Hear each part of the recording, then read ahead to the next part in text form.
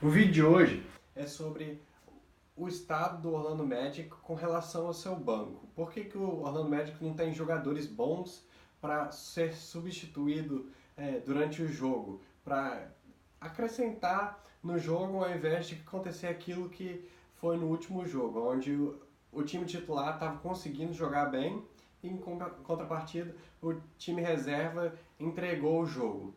Então, para isso, a gente tem que voltar à época de Dwight Howard, nosso querido Dwight Howard, que foi a última vez que o Orlando conseguiu chegar à final, e da época da última vez que o Orlando jogava nos playoffs, que é nosso alvo no momento.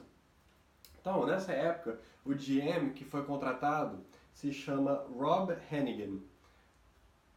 Rob Hennigan, cara, ele começou sendo o cara mais jovem a ser contratado para essa tarefa. Com 30 anos, ele assumiu esse cargo e começou, como alguns dizem, bem, mas que foi fazendo o trade do Dwight Howard.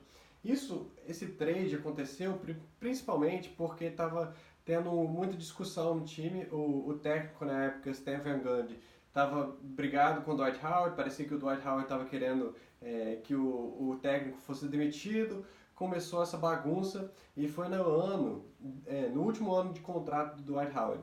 Então ele poderia optar por não ficar em Orlando e começou essas discussões e tudo mais. Acabou que o Stan Van Gundy foi demitido, apesar de 6 anos que levou o time para os playoffs, e o Dwight Howard acabou sendo trocado. Ao menos a gente conseguiu alguma coisa dele. Então, nesse trade do Dwight Howard foram 4 times envolvidos: o Denver Nuggets, o Los Angeles Lakers e o Philadelphia 76ers.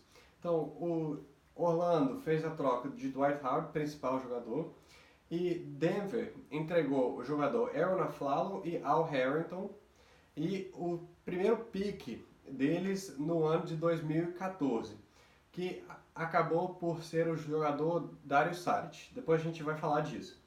E também o Los Angeles Lakers entregou o Christian Eyenga, Josh Roberts e o primeiro pick deles no ano de 2017.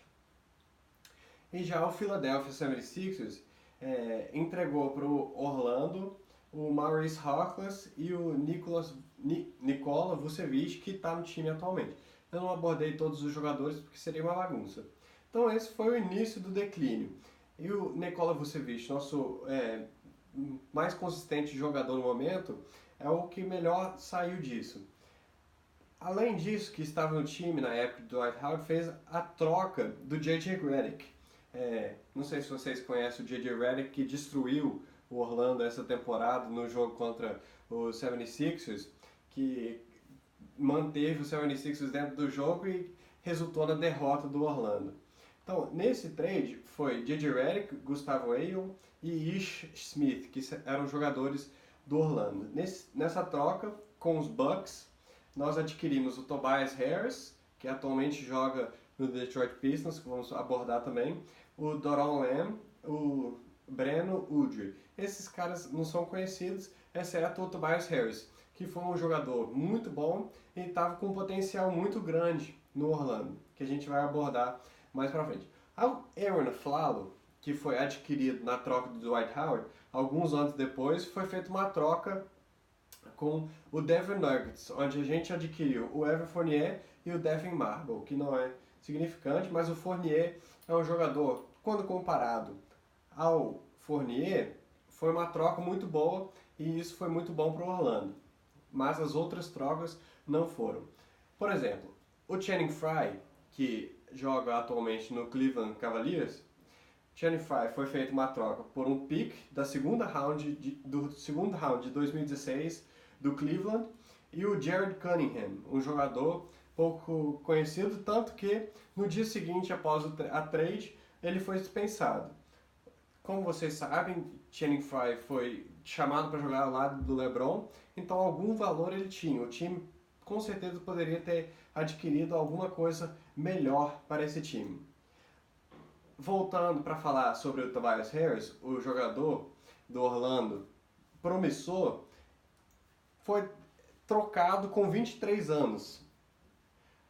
Esse GM trocou um dos melhores jogadores do momento do Orlando para Ezan Ilyasova, que foi pouco usado, foi mais para carga, e adquiriu também o Brandon Jennings, excelente jogador, mas que foi embora do time no free agency do ano seguinte. Ou seja, o Tobias Harris foi embora com 23 anos, um futuro promissor, está arregaçando lá em Detroit por nada do Orlando.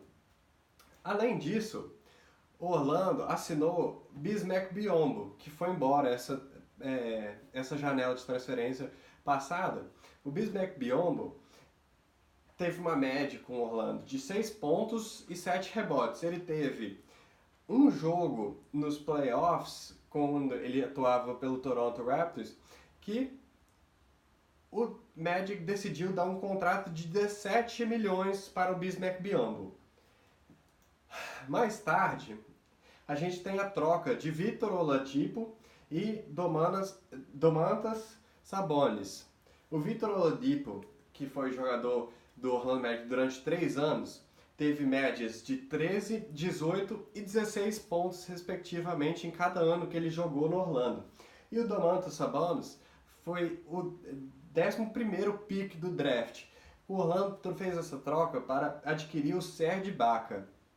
Serge Ibaka, que pouco tempo depois foi trocado para o Toronto Raptors para adquirirmos o Terrence Ross, o grande jogador que sai do banco.